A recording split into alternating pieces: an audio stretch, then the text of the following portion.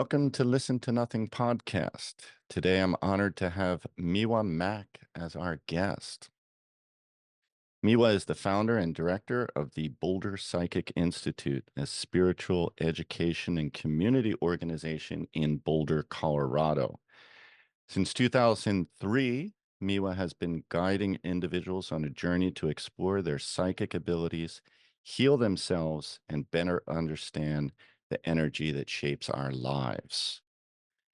What makes Miwa's work particularly fascinating to me is her unique blend of engineering, precision, and spiritual insight. She has developed systematic methods to teach topics like astral travel, energy healing, and self awareness, all while fostering a vibrant and inclusive community.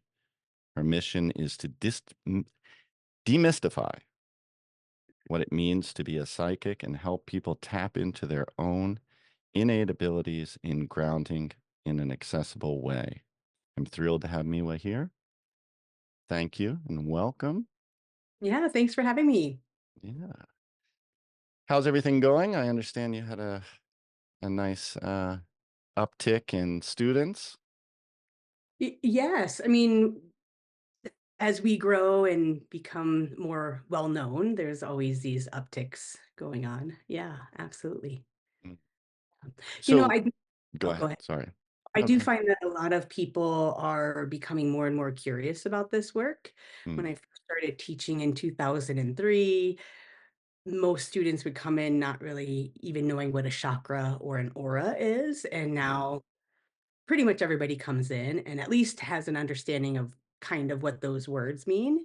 And so it's really fun to see that this spiritual realm, which has not always been commonly explored as the norm, has mm, become a lot more popular, mm, and where people are really deep searching what's more natural and mm. more obvious, if you will. Mhm. Why do you suppose that is?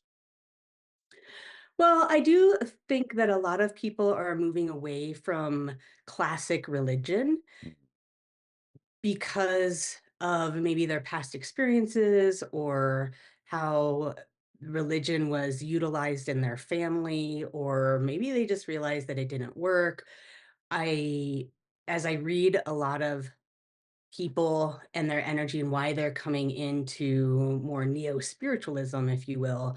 I believe that it has to do with looking at previous generations of their family karma and saying, that's not working. I don't want to do that anymore. So I mm, want to do it differently. And mm, so there are a lot more people who still believe in a higher power or an energy or source. They just don't want to do it in those traditional classic ways mm. anymore. Mhm. Yeah, that That makes sense. giving them the answers that they're really wanting. Mhm. Yeah. And so there's kind of like a raising of consciousness and more of a global kind of searching, if you will. Yeah, and I think that with regards to your classic religions, there's so many rules. Mm, And whenever I look at the energy of a rule, right behind it is punishment. mm, That's really the vibration that I believe a lot of people are walking away from with regards to those traditional structures for accessing God or spirituality. They mm. just don't like the punishment. Yeah. Do you feel a lot of people have an allergy to the word God? I do believe that people have a lot of PTSD around that word, depending Mm, on their family of origin. And so I do use a different phrase when I teach that vibration that's omniscient, omnipotent, just everywhere, all knowing. I like to rephrase that and redefine it for people. And so I like to use the phrase the supreme being. mm, And that way, maybe people might be a little bit more open to vibration that is looking out for everyone's best interest. I always say that the supreme being is the highest vibration of neutrality, amusement, and forgiveness. and that it is really I mean, I don't really like to think of it as like one entity. It's more of like this vast source of energy that is Mm, in support of all of us beings who are on our paths, whether it's here on Earth or anywhere else. Mhm. mm. So while we're on the topic of defining, so what is psychic? How do you define what a psychic is? Yeah, a psychic is a person who is doing the best they can to walk through the world, perceiving it through their third eye, which is Mm, located right at the forehead. Some people call it the sixth chakra. mm, And it is known as the clairvoyant, excuse me, as the clairvoyant chakra. And mm, so it's not necessarily just having clear seeing around energy or spirit or entities or those sorts of things. It has a lot to do with also just seeing the world around you with clarity, seeing another person with clarity, seeing yourself with clarity. And that is definitely a practice of making sure that you're clearing all of the filters that might get between you and how you're viewing yourself and those around you. mm, mm. And what would some of those filters be? Oftentimes, these filters have to do with past experiences or memories that we might deem as negative, Mm, and hence you'll project them onto others. So you see this quite often in relationships where maybe one person had a difficult time with one of their parents and so did the other. And then when they come together in relationship, instead of truly seeing the other person for who they are and communicating with them in present time, not from past hurts or negative memories, then, if you will, um, that that's how they'll communicate with each other, and so those are those filters that I'm talking about. Right. gotcha, gotcha. So it's basically awakening up to your truer self, if you will, like before any sort of preconceived notions, before any traumatic experiences or conditionings, and then, just kind of moving through life in that sort of way. Yeah, I would say it's really recognizing who you are on a pure spiritual level and Mm, doing the best you can to express that through the body. mm, Mhm. beautiful. And a lot of that would be clearing those filters or projections. Mm, nice. So how do you go about teaching? So I'm assuming, and correct me if I'm wrong, but in your belief that everyone has this ability, right? Everyone has the ability to see through the third eye or wake up, if you will. So how do you go about, are you teaching them? Are you assisting them? Are you calling it out of them? What are you actually doing? Yeah, so I do hold a very firm truth Mm, that everyone is psychic. And you can really see that in those young infants where they have those really bright, shiny eyes. And quite often, a newborn won't look directly at their parents' eyes. They'll oftentimes look above them or off to the side. And that is that infant tracking their parent on a soul level, because quite often their parents spiritually are not in the body. They're off mm, floating around somewhere, usually because they are lacking in a lot of sleep with the newborn. And so that's that baby, they'll start to track them because that baby on a soul level just came from the land of spirit, where it's just spirit to spirit communication. mm, And so that when they come into their bodies, they attempt to communicate spiritually on a spirit to spirit level with their parents. So they're tracking their parents wherever they are. Kind of like cats do this too. I think cats are also very psychic. And that little infant will track them until at some point when the parent says, no, no, no, I'm right here. Like, I'm here. I'm my body. I'm my eyes. I'm this flesh. Then that baby at some point or another gets conditioned out of tracking their parents on a spirit to spirit level. And then usually that happens right around 5 or 6 when they have a certain level of vocabulary, where all of a sudden their spirit friends get invalidated as imaginary friends. Mm, Those are real. Oh my, you have such a big imagination. Those nightmares, those dreams aren't real. And at some point, sooner or later, that child stops using their psychic abilities, their ability to see energy and communicate on a spirit to spirit level. And so, what I'm doing is really just taking a student, teaching them some self healing techniques so that they can heal all of that pain and invalidation that they picked up in their childhood around glowing bright and being spiritually capable. Children can be quite the handful. mm, So I'm not faulting parents in any way, but that a new student needs to clear all of that pain and invalidation. And then in healing that, they start to heal their, I call it their third eye windshield, where they're able to see clearly, see the world around them with clarity. And so part of that healing process is cleaning off that windshield. And then I also teach our students a lot of exercises for practicing seeing energy, practicing seeing an entity, practicing seeing colors, practicing seeing auras, past lives. And so that they can start to build their third eye muscle up through lots of practice, lots of exercise, and build up that atrophied muscle that hasn't mhm, been since probably early childhood.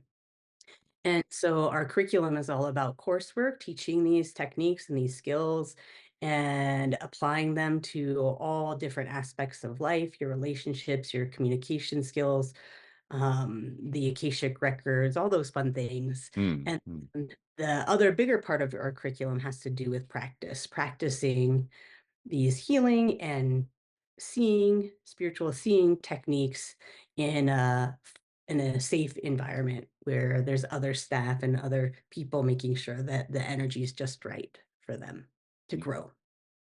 So are some people, so is there like, so say for example, the child is looking around me for my energy. If I happen to be a bit more spiritually evolved and in my body, so then does that child develop a different kind of relationship with me and me with the child?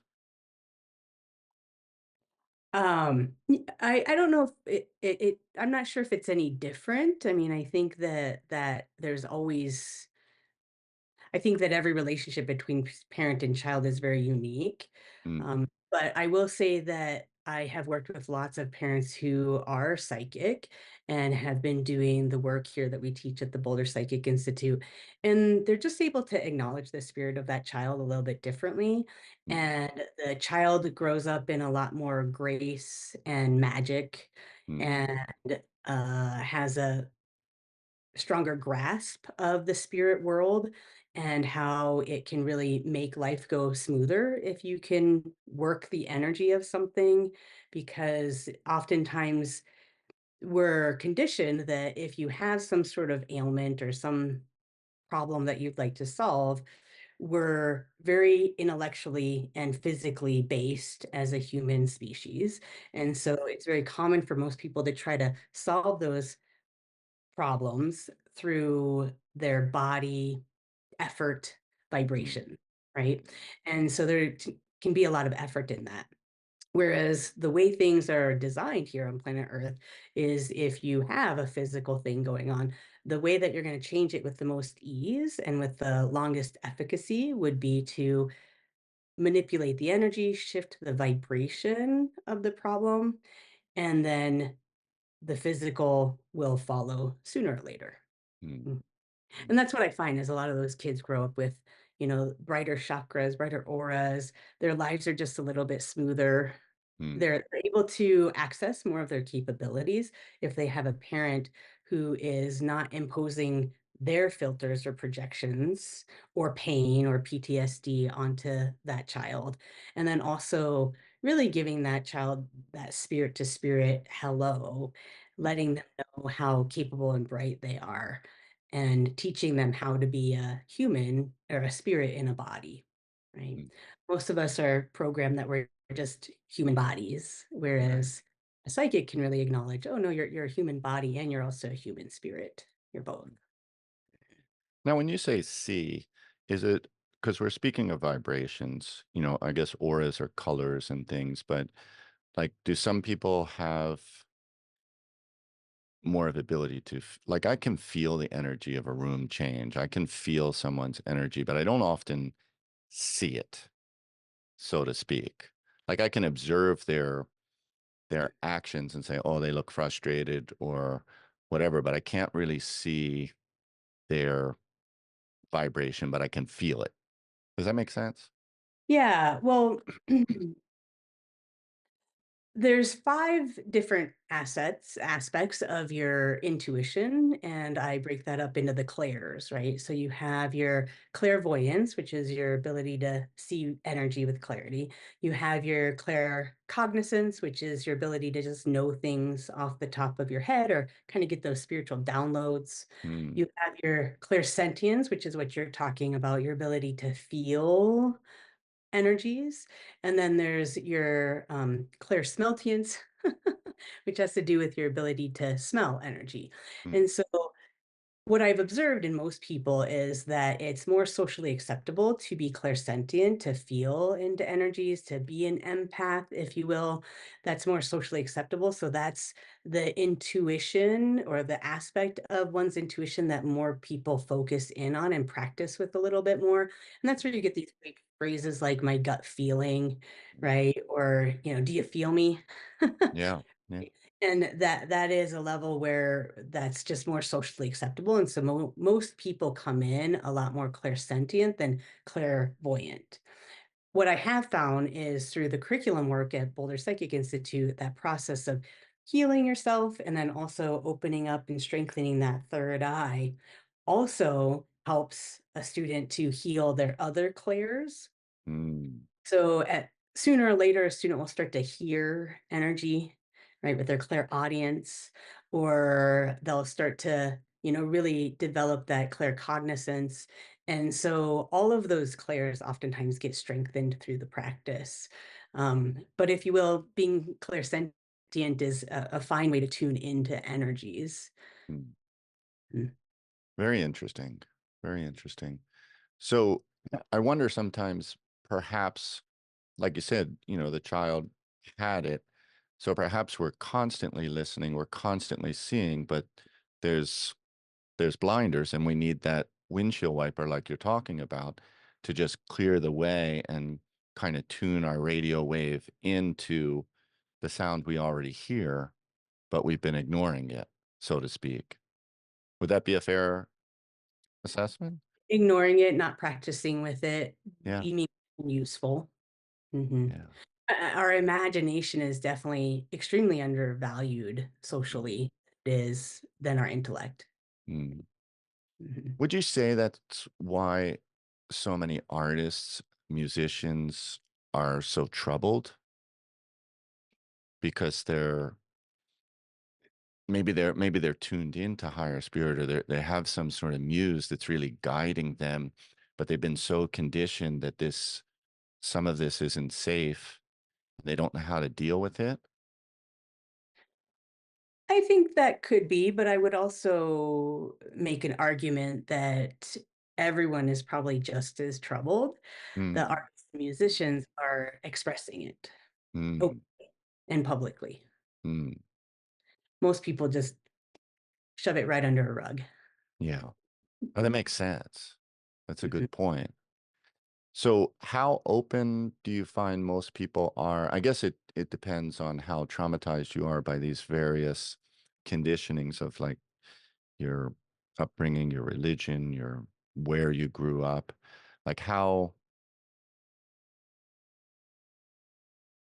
open are most, like, what percentage of the people are really resistant to this? Like, they want to sign up for the course, they want to open this up, but once they start learning what they have to do, they just the working with the trauma is just too much for them. Yeah, I would say that in general, we probably only attract maybe 2 to 3% of the population might be even kind of interested in doing this work. And then I will say that our attrition rates are extremely high from our beginners class into the next level and then into the next level.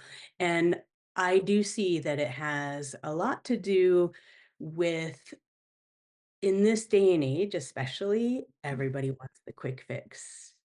Everybody just wants that pill, they want that magic thing, and especially because psychics have been portrayed by psychics and, Hollywood as, all of a sudden one day, boom, you just have this ability, and then magically you're able to do it really well, and you don't ever have to practice, it just, is a family trait or a family condition, or somehow it just landed in your lap.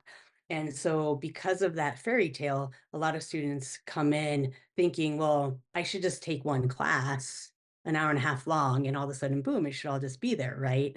mm, Whereas I oftentimes say, if you're 35 years old and you've had 35 years of gunk backed up in your system and you've been constipated for 35 years, it it wouldn't surprise me if it takes you 5, 6 years to clear all that out. yeah, Right? Because in order to be clairvoyant, to be clear seeing, you have to be clear of that gunk, mm, to some degree, at least. yeah. Maybe not perfectly. We're No, not it's at a no, it makes a lot of sense. So your first course is self-healing 101, right? And so the whole thing in a nutshell, we're just healing. healing yourself. Yeah, Mhm. yeah. Yeah. And I based on my personal experience with a lot of people, they seem to be more wrapped up and identified with their drama, their pain, their suffering.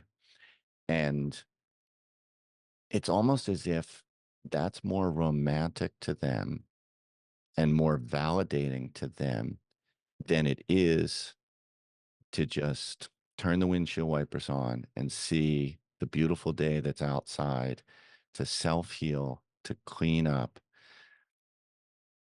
How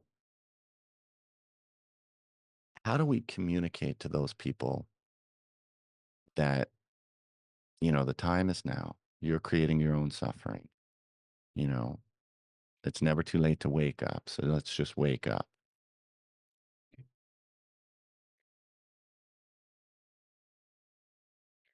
We have a lot of programming through TV, movies, books, and it's worse in this day and age with social media that validates our pain, our Mm, fear, our anger. As a matter of fact, there's lots of corporations that capitalize on this. And so most humans are swimming around in the swamp of pain and fear and anger, and we're being fed these vibrations. And so I don't fault anyone for mm, being identified with their drama or being in it or thinking that that's what life is and that's what makes me live, because there are bigger entities out there, if you will, that are capitalizing on this and making a lot of money out of people's unhappiness. mm, And so eh, um I oftentimes look at a person who is in a state like that. They're kind of like a dog who just doesn't want to drop the bone, mm, they just don't want to drop the bone, and they don't realize all they have to do is drop the bone, right?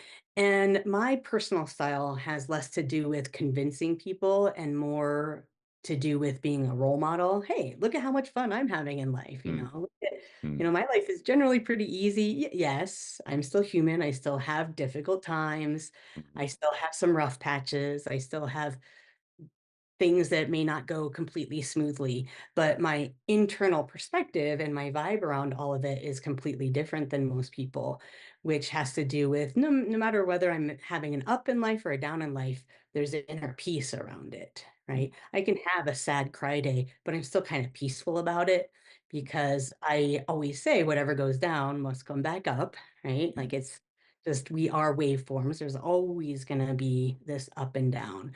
And so I like to be more of the role model and more of an attractive force. Hey, come join me if this is what you want. When you're ready, totally awesome. But if you're not ready, that's okay because that's just where you are. And I do see, even like with religion, there's a soul progression that we go through here on planet Earth. And I've always said, I hope I don't hurt anybody's feelings, but I've always said that religion is for young souls. Religion is awesome for a soul who's fairly new to planet Earth because pretty much every religion or philosophy, spiritual philosophy that's out there has something similar to what we here in the West would call the Ten Commandments. Mm, And those 10 commandments are basically 10 rules for here's how to do life here on planet Earth and not accrue karma. Because if you accrue karma, life's going to spiral for you, mm, right? Don't kill, don't covet thy neighbor's wife, all those things, right? And those are things that are going to keep you karma free. And so that's where religion is very helpful for a new soul who's coming onto this planet to go, oh, don't want to do that again. Because if I do kill somebody, then in the next time lifetime, they're going to want to kill me. And then in the next lifetime, their family members are going to want to kill me. And it could take lifetimes to clear that karma and hence the spiral. mm. Right. And so the same thing with this type of spiritual work too. I just see that there's a time and a place for everyone on their soul's journey for this type of work. And they'll get to it when they get to it. So, so when we encounter someone, is that is just about everybody that we meet, we have a soul contract with? Like, are we pre, there's a reason why we come together, some sort of lesson we need to learn or something to work through karmically? I would say 99% of the people that most people interact with is karma. It's Mm, like I always call karma like this beautiful tapestry that's just weaving everyone together in this beautiful way that can sometimes be painful, can sometimes be difficult, but it's oftentimes this beautiful weave, and that's what's connecting us. mm. Mhm. So, circling back to what you were saying there about how, there's big industries that want to keep us kind of down, keep us in our melodrama. As that becomes more and more exposed, through various social media networks, do you see this as like almost the best opportunity to really wait, to have a spiritual awakening, to have a spiritual connection? Because there's, um, how do I phrase this? So, like, because there's so much force now that it's almost like the chicken has to hatch, the egg has to crack. We have to, you know what I mean? I hate to sound pessimistic here, and I think that every generation that has ever been here on the planet has somewhere in their minds decided right now this is the pinnacle. This is when the big change is going to happen. This is, when we're going to move from, you know, three dimensions into the fourth dimension. This is the time. And I see that that's almost every generation, there's been a subset of people that have said that and proclaimed Mm, it in some way or another. I mean, you could even look back at 0, BC, right? That mm, there was still, "Well, this is the time, this is the now." And when I look at those people, not to necessarily minimize it, but also to be very pragmatic and clairvoyant about it, like, "Oh, congratulations, you're waking up." mm, You're waking up. Yay, good job. You're waking up. Nice job. You've hit that point in your soul's journey through incarnating here on the planet. And this is the time when you're waking up. That's wonderful, right? You're starting to grow in your awareness. You're starting to realize that I'm so much more than my body. I will live past this body's death. I'm eternal. And I do see that it doesn't really matter what day and age we're in. It's that's always kind of the pattern that I've observed in my lifetimes, right? mm, I will say though that right now is an extremely exciting time to be on the planet. mm, or some people could look at it as anxiety inducing, but there's so much happening on the planet. We have all these new inventions and all these conflicts and things that are happening. It is a very exciting time, and use the word exciting because I love growth. I mm, love stepping out of the comfort zone, and it we are in a time right now where those comfort zones are expanding very quickly, right? I mean, I'm looking at AI, right? This is the first time in human history that instead of making a tool, right, like a tool, I'm going to use this tool, and I decide when I use this tool as a human being. That's all we've had are tools. mm, The computer is a tool, the phone's a tool, but AI, that's not no longer a tool, it's an agent, right? It is mm, acting on agency. And that's a very exciting time right now to postulate or even just wonder where's that going to take us as a mm, human species. And you could go to the doom and gloom Terminator outcome, or we could go into other outcomes, and it's all just this wonderful experiment. From where I sit, instead of going into any of those directions, as a practicing psychic, I like to just be right here, right now, in the present. Okay, well, here's what we got, right? mm, How would I like to use AI to support me in my business or in my personal life or with cooking recipes? Right? And at the same time, well, let me, ground out that energy and maybe give the globe or give that technology a healing so that hopefully it will head into more of a benevolent direction. mm. So, as a practicing psychic, earlier you said you see energies, you clear energies. Is part of being a psychic predicting the future, or is that just a misconception that we have learned through books and movies? And Right. So a person who predicts the future is technically a prophet, okay. and they definitely do have psychic abilities. And I'd like to describe that and then also talk about when a psychic might attempt to predict the future and what's actually happening mechanically there. Um, Prophets, if you will, whenever I've looked at the energy of prophets over time, the whole path of a prophet and their life purpose, if you will, is to predict the future accurately enough times to get the human race or their community to actually hear them, heed their advice, make some changes so that at some point those prophecies stop coming true. Mm, Right? Because the job of a prophet is to say, hey, we need to course correct. mm, This is what's happening, and this is where we're gonna end up, right?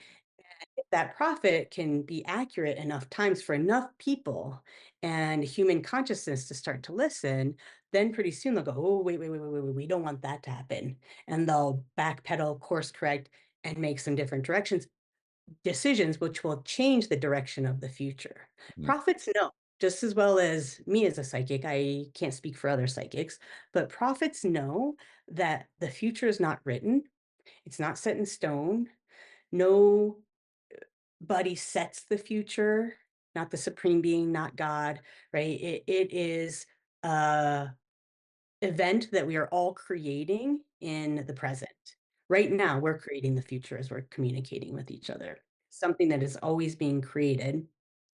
And each person is creating their own future. We're all creators, if you will, right?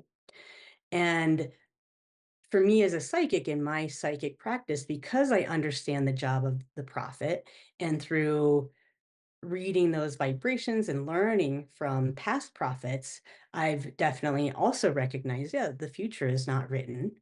mm, And so when somebody comes to me with a future question, I like to speak to it more in terms of percentages, like weather forecasting. Some mm, weather forecasters are great, some aren't. Right? And I like to speak to it more in percentages in the terms of, okay, so I see that you want to get married, mm, right? It looks like you have about 40% of your energy in getting married, and the other 60% of your energy is in doubt and lack of self-worth. So right now, if I were to tell you if you're going to get married anytime soon, I would say probably no. Right. So that's where in reading with me, then we would start to work on and pick apart and dissect and start to understand, well, what's all this self-doubt um, and self-rejection, and let's work on healing that so that you can put more of your energy Mm, into.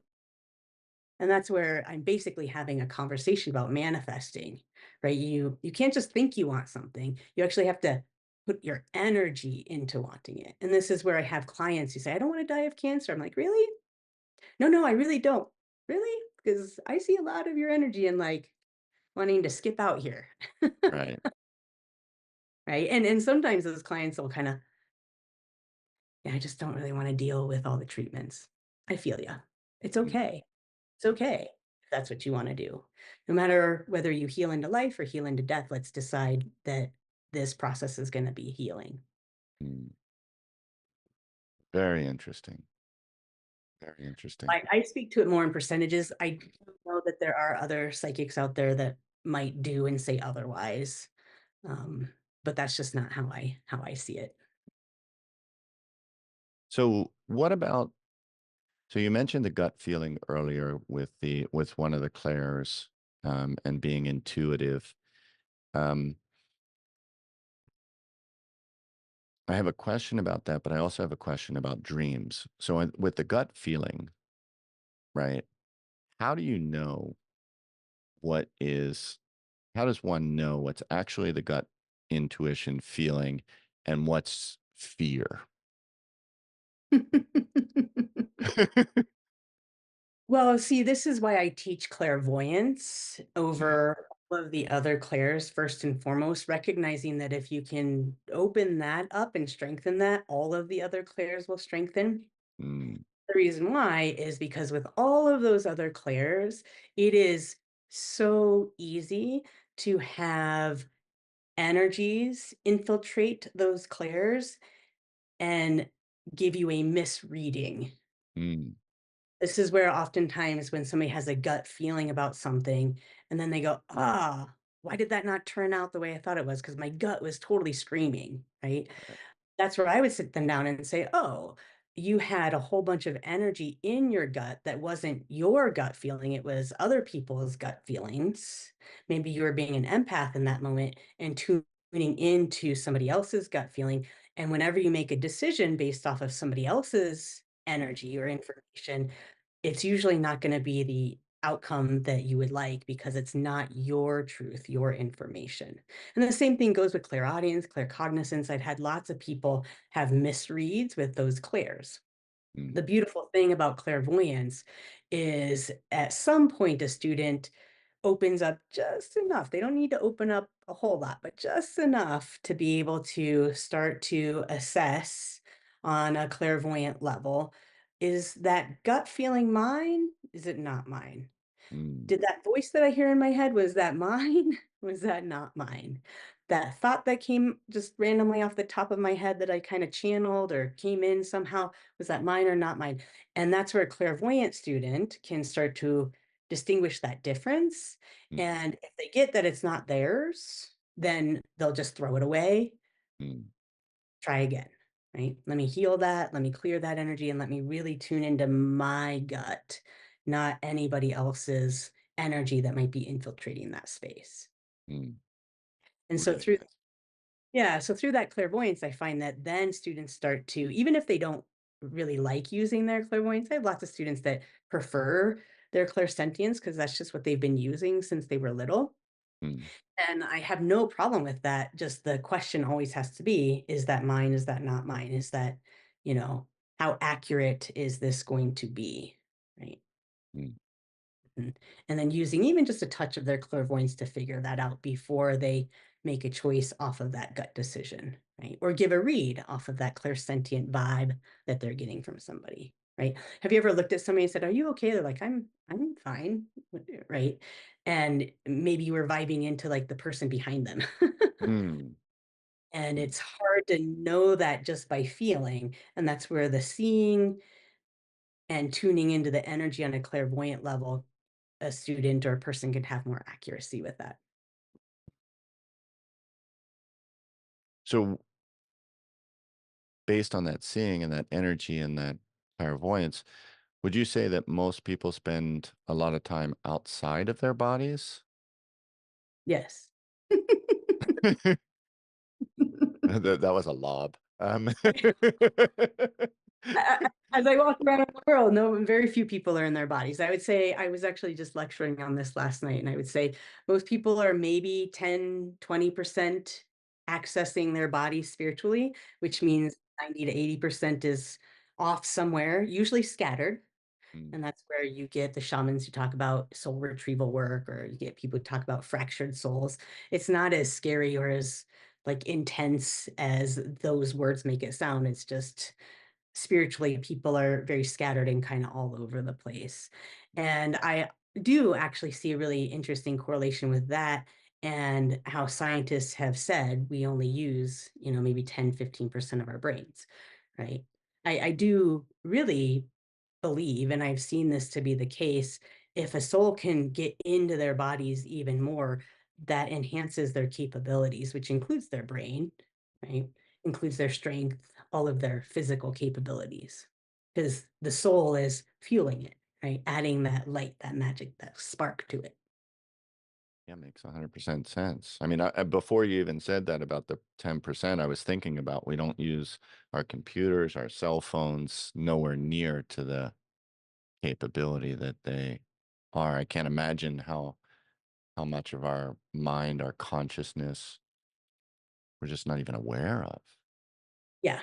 And that lack of awareness has to do with not being educated on how to maintain healthy spiritual hygiene.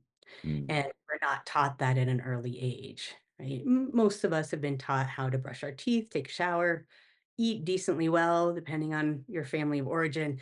But very, very, very few humans grow up learning how to maintain their spiritual hygiene. And so they get gunked up. And if you imagine just all of that gunk over the years piles up, it becomes very difficult to access the body because why would you want to be in that constipated mm, space? mm, mm. Right? Makes It's sense. crowded. Mhm. Yeah. What are some examples of spiritual hygiene? Spiritual hygiene would be making sure that you're grounded and connected into the biorhythms of Mother Earth and allowing her to nurture you. It would be maintaining a healthy, boundaried aura bubble.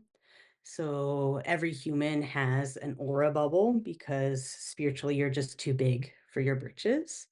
And that aura bubble, instead of it having it be a field. I don't like that word, auric field, because it implies that it just goes on, and dissipates out forever, which creates that internal setup for a person to have their energy just be a field. It just Mm, goes on forever. And so instead, I like to speak to it as a bubble where it has a clear end point.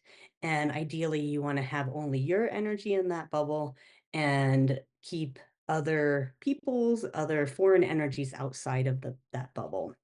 So, one of the first things that I teach our students here at Boulder Psychic Institute is that there's no such thing as positive or negative energy. As a mm, matter as an ex-engineer, we used the letter I to designate an energy current. And if it was positive, it just meant it was going right. If it was negative, it just meant it was going left. Negative didn't mean that it was bad. It was a mm, bad, dirty current. It just designated direction. And same thing with regards to energy, the way I've always viewed it after all of these years, I just see it as energy is just energy, and there's no positive or negative to it.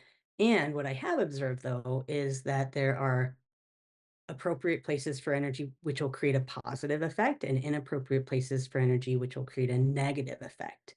And the most appropriate place for your energy is your body, because Mm, as a soul, you manifested that body, and hence your soul's energy is the appropriate fuel for that body. But your soul's energy is not the appropriate fuel for anybody else's body. And if your energy goes into somebody else, it will have a negative effect because it's just not designed for them. mm, And there's no malicious intent in there. It's just not designed for that person, right? And so, hence, if you can maintain some spiritual hygiene and keep your own energy in your own space, have your own sovereignty, your own autonomy, then you're going to find that you're going to have a lot more potential for being able to come into your body and be embodied and access more of your brain, more of your capabilities, and you'll also find that you'll have a lot more potency to be able to manifest and have life go smoother. mm. Very nice. So is that why, like, if you're talking about entering into someone else's energy, do we also sometimes welcome that negative person's, um, let me rephrase negative. So redefine negative. So like someone who's not upbeat, who's like in a bad mood, who's, if we don't have our aura bubble, our boundary set, then we're kind of welcoming that in and we take it on almost as our own, similar to what you were talking about the gut feeling. Yes. And this is where so many people identify with their drama, they identify with their pain. And that's one of the first distinctions that I have to make with a new student, which is, oh, that pain, if it's chronic like that, if that bad feeling is something you can't just uh, control and decide, I don't want to feel that right now, but I'll feel it later, right? You don't have to override emotions, but if an energy is out of control in your space, whether it's physical, mental, or emotional, 99.9% of the time, it's not yours. Mm, It's not yours, it's foreign energy. It's just the wrong fuel and it doesn't belong in your body. And your only job then is to let it go.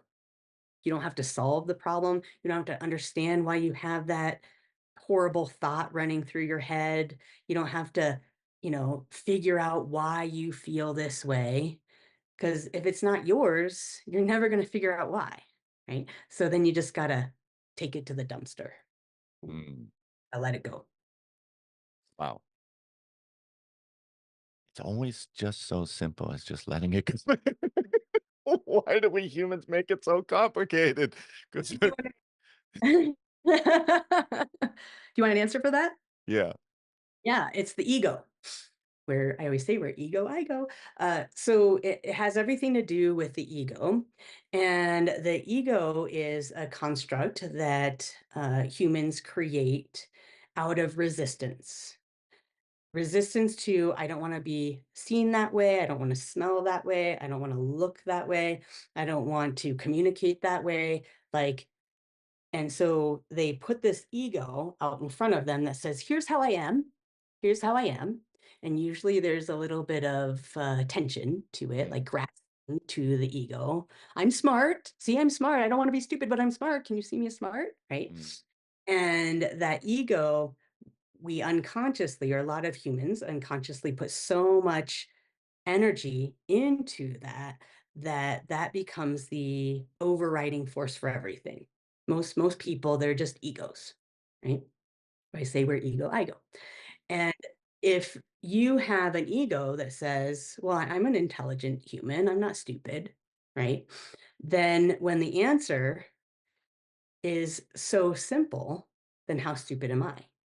Right? So the ego would rather the answer be complex and difficult and hard, and you have to search for it for years, and it's got to be this epic, dramatic journey towards finding your answer. Then, of course, you're smart, right? So the ego really doesn't want it to be easy because then that destroys the power of that ego. Does that make sense? yes, beautifully stated. Yeah. Yeah, it makes a lot of sense. Mm. Because I do observe that most people like to make it more complicated than it is. I mean, I tend to really think things through personally. Um, but I do like the simple just do it or just let it go, you know, do the work. I believe that response. I believe that as what our duty is.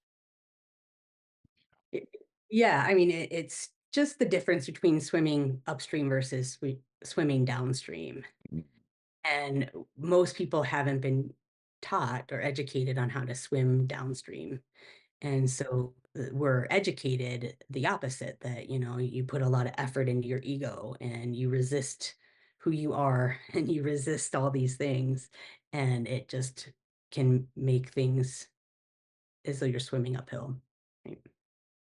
Mhm. So And that's go why when ahead. it learns, "Oh, this is that easy," and if they can continue with it, Mm, right, and continue with the practice, they really do start to find, "Oh, it's just so simple," right? mm, "Oh, and I actually like it simple. mm. I actually it's more fun this way. Alright, I don't have to waste so much energy being an effort." Mhm. This is true. This is true. So I want to go back to dreams and how you view dreams. Like sometimes my dreams are so real that I wake up and I'm not sure in the first moment that, oh, was that real or not a dream? Other times I am kind of experiencing something that I don't want to experience, and I'll say, wake up. And I do wake up. Um, when I was studying Japanese, I took a very intensive course, and my mind would go crazy when I was asleep. Like I would, just problem solving, thinking all these things. And the instructor said that I was processing, I was working through all the language stuff that I had been learning. So, what, how do you define dreams? Like, do they have meaning? Are we going on a different plane? Are we interacting with our spirit, something? Yeah, so when you are dreaming, what is happening is the physical body goes to sleep at night. And, it's funny because we talked about how ideally you wanna be in your body all the time, Mm, right? But the spirit and body, they do need a break from each other mm, for 7, 8 hours a night. And so that's the time for the body to not have the soul in it, so that the body can rest and rejuvenate and process its memory and do all the things that the body needs to do at night to maintain its health and integrity. mm, And so during that time, the soul will leave the body and go over to what I call the astral plane. You could also call it the dream plane. They're pretty much the same thing. And that is where, on a soul level, you'll have adventures or experiences. Sometimes they feel good, sometimes they don't. That would be a nightmare, right? And that is what the spirit is off doing while the body is sleeping at night. Right? And those moments when it feels very real is when your spirit and body is really communicating what you're doing spiritually at night, right? There's mm, this really nice download that happens.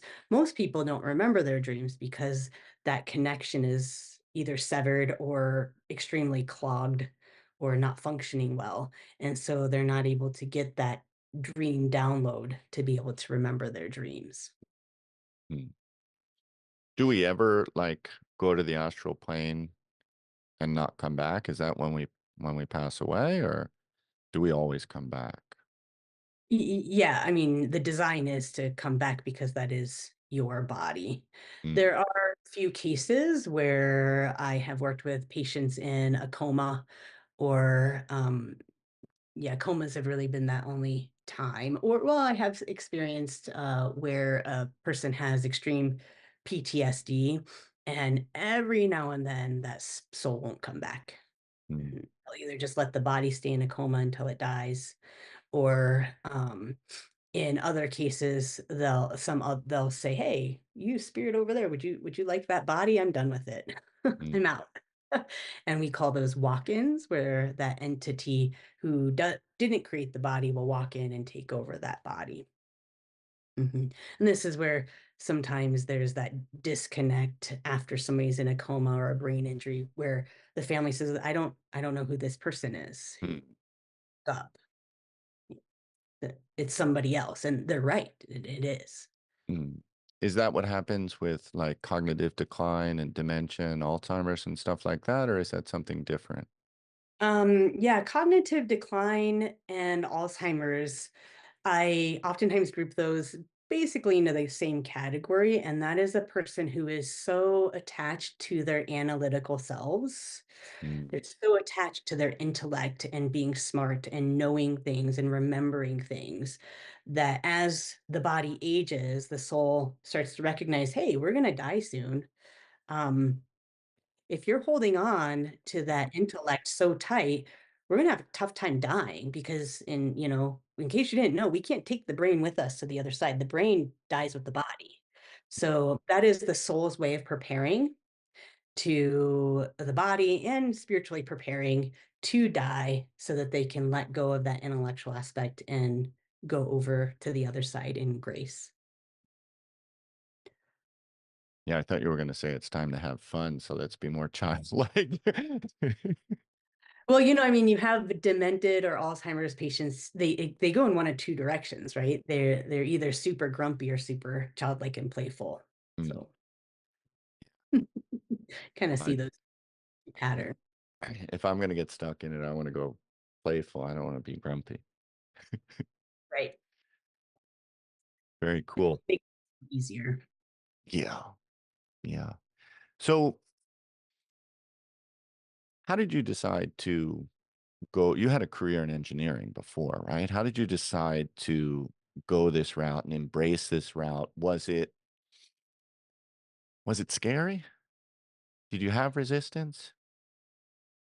I never had resistance and fear about heading in this route, and that's how I think that was my litmus test for just knowing, oh, Mm, even though everybody else in my world around me thinks I'm crazy.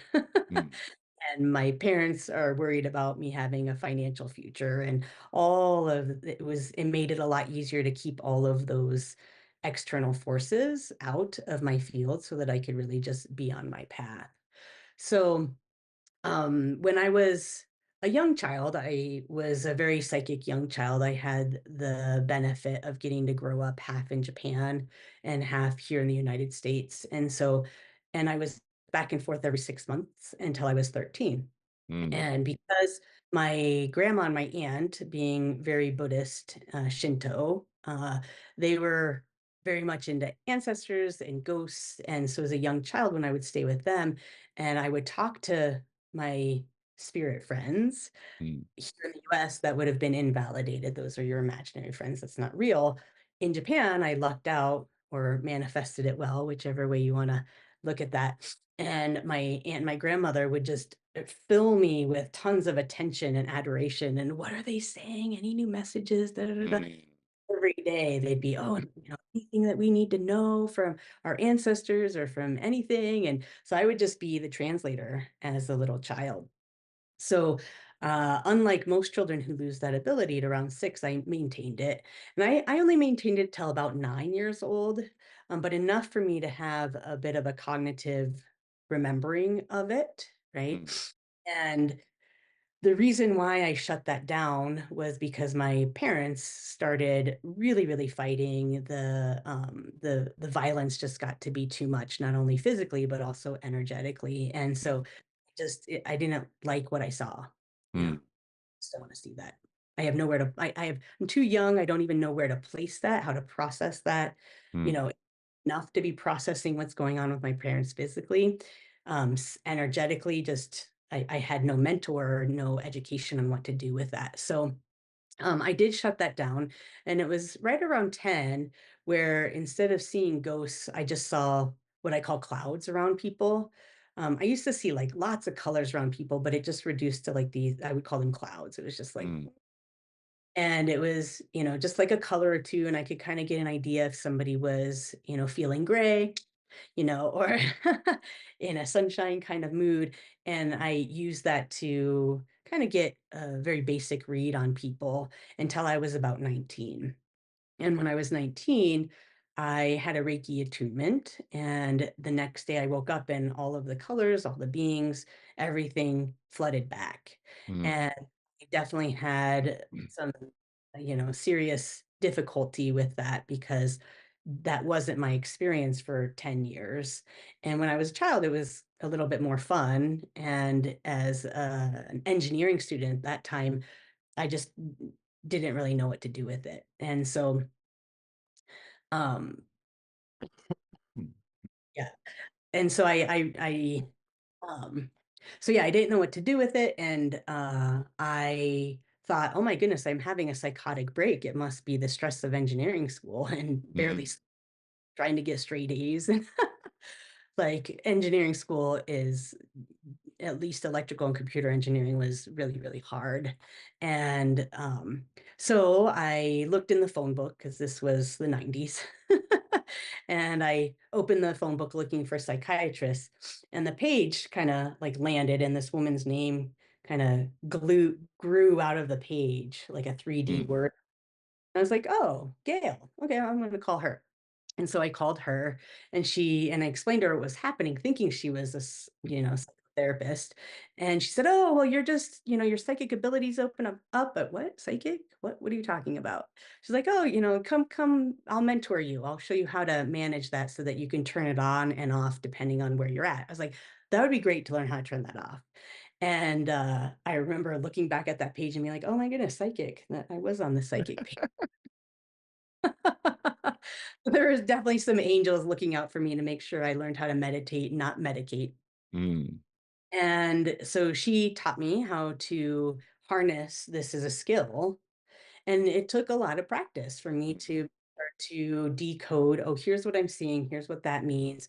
Oh, here's what this general pattern looks like. Here's what this illness looks like in the body. And to really start to decode that. Because otherwise it was just colors and entities. And it was just this visual cacophonous mess that I couldn't make any sense of. And I actually do get about 5% of my students who come in a similar state, like, whoa, I just blew open. I don't even know how to deal. And this is where Hollywood and other psychics who, yeah, just one day I woke up psychic and I was this amazing psychic reader and healer. Like, I just have to call hooey on that because they're with everything in life, you need a little bit of education, a little mentorship, a little training, sure. lots of practice to master any skill.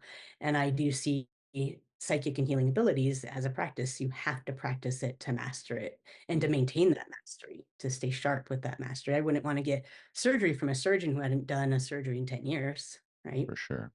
For sure. And so um, I mentored with Gail. I was doing some readings and healings with her. And then at some point, I started to do a few of my own just for fun, but decided I was going to continue with engineering school. I was already in it. I was just going to complete.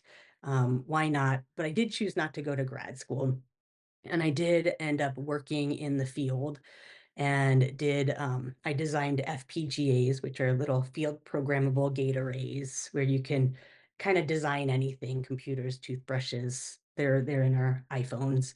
And I worked in that field for about a year and then decided I can't do this. This is just going to kill me from the Mm, inside.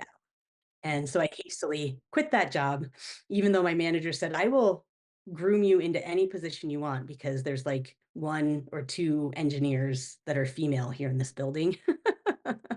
And you're Asian too, so we really want you here. And I mean, they were going to throw all sorts of money and new skill sets at me. And I just said, no, I can't do it.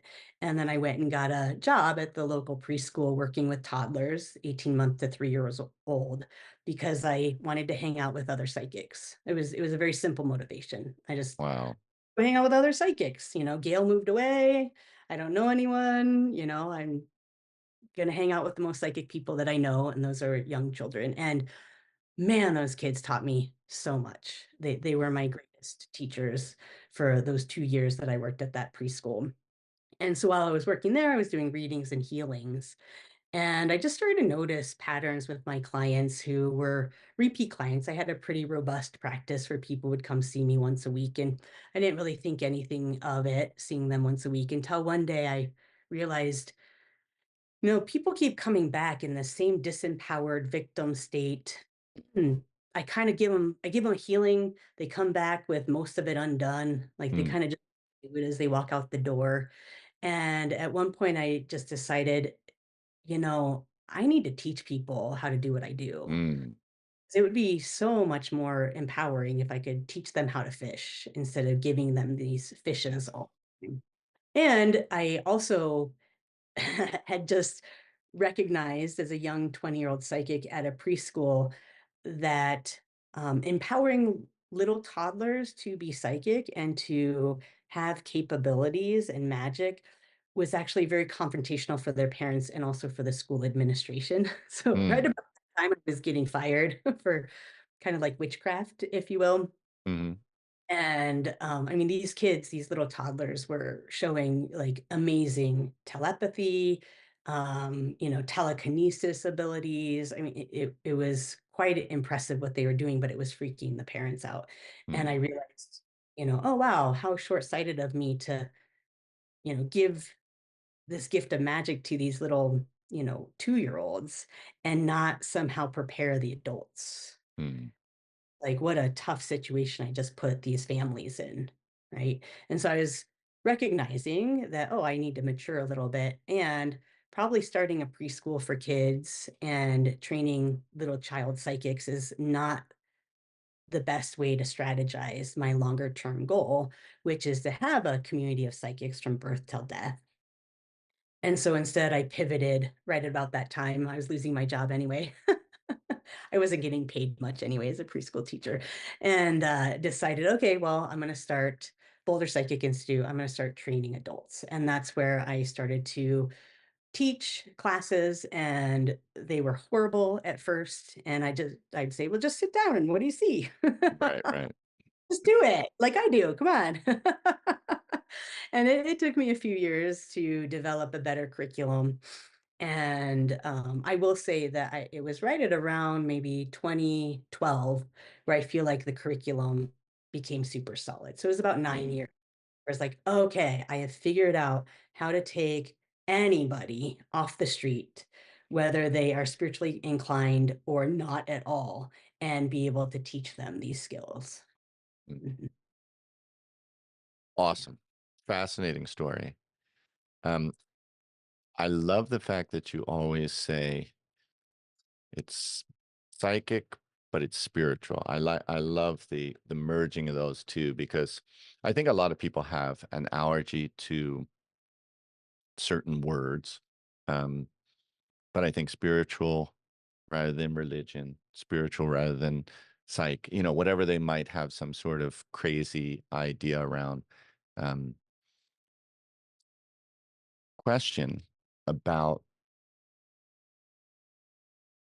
if you had stayed in Japan, would it have possibly been nurtured more? Because as you were talking about your time there, so I lived there for 15 years, and here in the US, you drive around and you see a palm reader here and there, and you see this here and there. But in Japan, the practice of going to a uranashi, a psychic is very, very much a part of everyday life.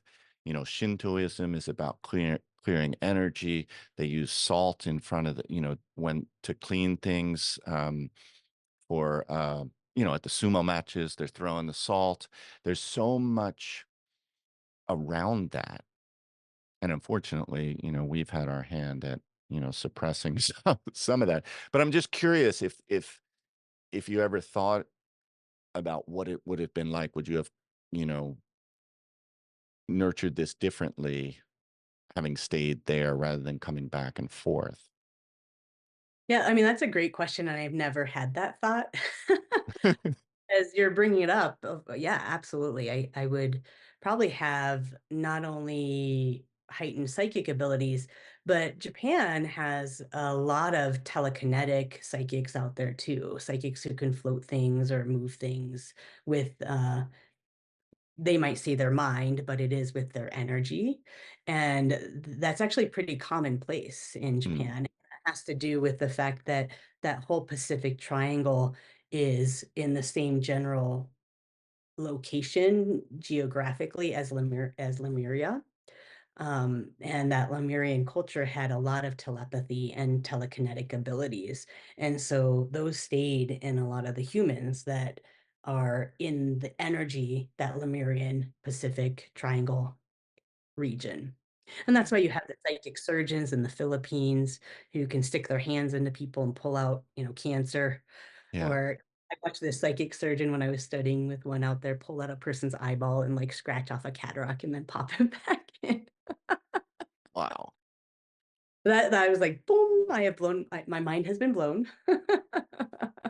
But that's where those capabilities, are, very strong on the planet. That's one of the few places that I've seen that strong and that widespread throughout all those islands. Mm.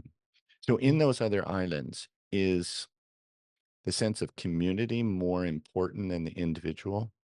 So would this would this go back to ego and our development of the ego in the Western world?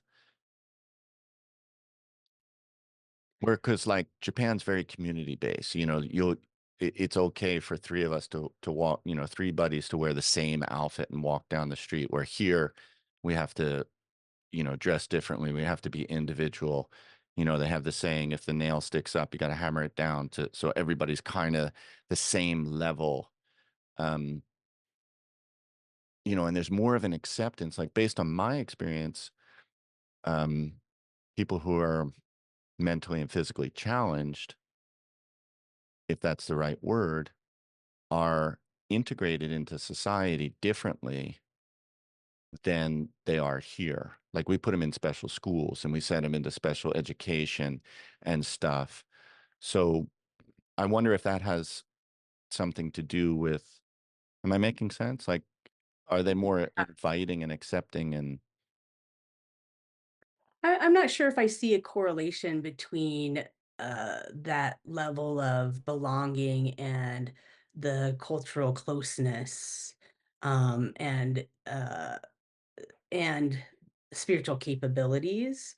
But I will say it definitely makes for a culture that's very safe, where mm, after the mm, tsunami, there were silos of wallets and purses, and the cash was untouched, right? And it is definitely, and I see that as the Lemurian culture still playing through there, mm, in the way the cultural agreements are set up.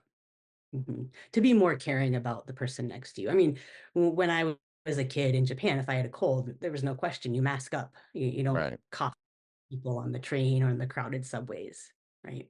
Yeah. Mm. And I do see that as a spiritual dilemma that most of us have. And there is a very strong spiritual component, that makes up a soul's personality and how they express themselves in their body, that has to do with two vibrations that most people put at odds with each other. And the two vibrations that make what I might call your original essence or your soul's essence, if I were to really, really, really simplify it in a nutshell, it's the two vibrations of belonging and autonomy. Mm, Right. Most people believe that those can't exist at the same time. mm, So you gotta have one or the other. And this is where in the Asian cultures, it's belonging, right? Very little autonomy.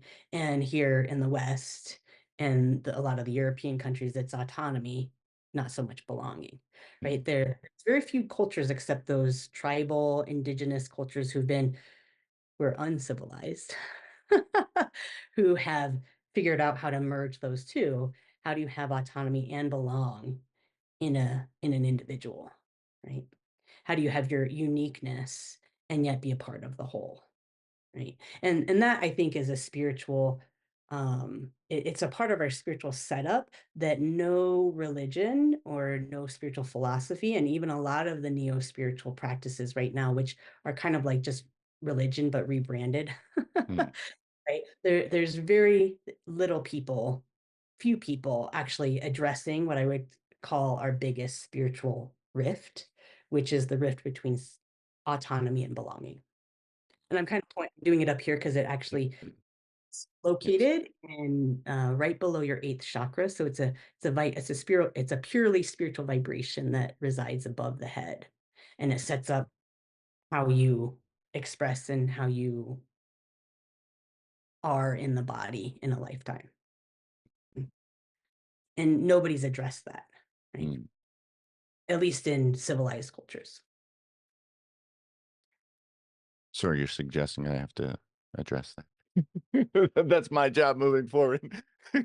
No, I love it. That's what's that? I mean, I do think that that's one of the biggest spiritual illnesses is Yeah. the rift that splits us. It splits us. Like I either have to be autonomous or I have to belong. I mean, artists, musicians, they're usually on that autonomy end of the spectrum, and they really end up on the fringe, right? Mm, A lot of psychics do too, right? mm. Hmm.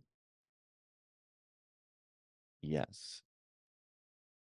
And I also feel that some of us that are on the fringe, we create a sense of belonging with those others that are on the fringe in a like-minded sense. So how do we bridge that? How do we bridge that sense of belonging with? So we create a spiritual community as you had. Yeah. Well, so this rift gets externalized Hmm. in your relationships with other people and in your environment. But it's always important to turn things back to yourself and your inner dynamic, right? So you don't heal the rift out there, you heal the rift in here, right? And so the first step is recognizing, oh, I belong in my Mm, body. mm, Most people aren't in their bodies, mm, right? And so hence they have this feeling of aloneness, or I never belong, or I never fit in, right? Or I just don't like belonging because and they externalize it mm, to relationships and the environment around them instead of recognizing, oh, I have an issue with belonging in my body and actually getting into my body and bringing all of my spiritual essence into the body, right? And then that autonomy, right? Can I have my own energy be in my space, mm, in the aura bubble, which is what we just described? Or do I have to have everybody else's energy and agendas and vibrations and inputs in here crowding the space? mm, And so that's where you get people like, oh my goodness, I have to go live in the fringe because it's so loud. And that's a person who doesn't know how to manage mm, their energy bubble, if you will. And so they have to go to a mountaintop to try to get a semblance of that. But even now, it's almost impossible to go anywhere in the world where there is not some sort of electromagnetic or yeah. radio wave, some sort of input happening. I mean, there's like maybe 2, 3% of the world where you don't have that noise, Mm, right? So now is the day and age where you have to learn energy hygiene, or you really will struggle because there's nowhere you can go. Like back in the day, the Tibetan monks could go to the top of the mountain and they could kind of say, okay, we don't have to deal with all of you normal people, and it's totally quiet up here. Woohoo! I can acquire enlightenment. I can meditate. It's so peaceful and quiet. And now the town below Tibet, I can't remember what it's called, has what, 8, 10 million people. Those with cell Tibetan monks phones. are annoyed. They're throwing energy down there, all those people down below being like, you guys have made it so loud, we can't do this anymore. Mm. Right? Even those monks are having to figure out, well, how do we do this in this world? Because you can't go anywhere quiet anymore. So we have to get back in our body. We have to let go, take responsibility. Is that another thing that we would say? Take accountability. Yeah. And I'm not sure how much that plays into this belonging and autonomy. I guess it would that, instead of blaming everyone else around you for not feeling like you belong or not feeling like you can't have your autonomy, it is, you're right, taking that accountability and recognizing that you are the creator of your reality, of your universe. And so do something about it. Mhm. Yeah. Beautiful. Anything else you wanted to kind of say before we wrap up? No, it's been a great interview. If anybody listens to this and wants to take classes, check out boulderpsychicinstitute.org. And we have a lot of fun. We laugh a lot. It's a great community. And it is kind of like that Dr. Seuss saying, and how does it go? Like, everybody's kind of weird together. Mm, mm, And that would definitely be our spiritual community here at the Boulder Psychic Institute. We're all kind of weird in our own ways. yes. Uniqueness. Um, yeah, just full disclosure, I did take your course. I took two, and when I took two or three, one of the biggest things that I have taken into practice is your teaching of with amusement. Seriously, I mean, that's been a game changer for me. Um, I still do so every morning after I sit my formal Zazen meditation, I do my BPI meditation where I release my grounding cord, center my aura bubble, put up my protection rose, all that kind of stuff. And then I do my, grounding energy and the earth energy, and then my it's the sun, with the intention. I still can't see my protection rose, but I trust it's there. But yeah, no, it's been game changing for me. I would have continued if the timing, you know, doing the things on Saturday, Fridays and Saturdays just doesn't work with my work schedule. But yeah, I'll put the link in the description. Thank you so much. I really appreciate you taking this time, and it was very, very enlightening for me. A lot of things I didn't quite understand before. I have a greater clarity around it. Yeah, I have a quick story about Zazen meditation.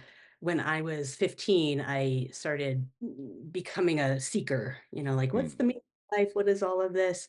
And so I went back to my Catholic church where I was baptized and decided I was going to do my communion. And then one day realized that that wasn't going to work for me. And then I visited a Lutheran church. I dated a Mormon boy so I could go check out the temple. nice. I was searching, I was in search. And my mom noticed this. And when I was 16, she sent me, I would go to Japan. So I was back and forth in Japan every other 6 months till I was 13. But after that, then my mom would just send me there for the summers. Mm, And when I was 16, she hooked me up and had me stay at a Zen Buddhist temple in the mountains of Takayama, Japan. mm, And it was just me and this one Buddhist priest. It was just the two of us. And he was probably like 80, bald, amazing health, could get himself into any yoga position. And he tried to teach me Zen meditation. And I was horrible at it. But he also set up American tour groups to come and visit the mm, temple. And he would try to explain Zazen meditation, and he would have me sitting there translating and also trying to demonstrate the practice. And then, there would always be this point where you'd say, and if you're really in a deep Zazen meditation, your instructor or can come and whack you with a bamboo branch and you're not going to feel it. And every time you do that, like this tear would just jerk out of my eye in front of all the tourists. I'd be like, uh-huh. And so I was horrible at Zazen meditation. And so when I discovered this form of meditation that I teach through my mentor, Gail, which is kind of like a monkey mind, I'm grounding, I'm mm, feeling, it's a lot of busy work, but what I have found is about 15 years into that meditation, of that just monkey mind, busy work practice, heal, heal, heal, I'm busy, busy, busy. and being in that meditative state. It was right at around the 15, 16-year point where all of a sudden I was like, "Oh, I can just close my eyes and access exactly what that Zen Buddhist priest was trying to teach me when I was 16." Yep. So, mhm. Well, so you did get Zazen. I got a totally different direction, but It's all the same. And I still suck at it anyway. that was that I mean, just going it from just, that being my first form of meditation, that was rough. And I was 16, hormones raging. I mean, that was, but we had a great time. I got to ring the bell every 3 times a day and, Nice. cook beautiful meals with him. So, mhm.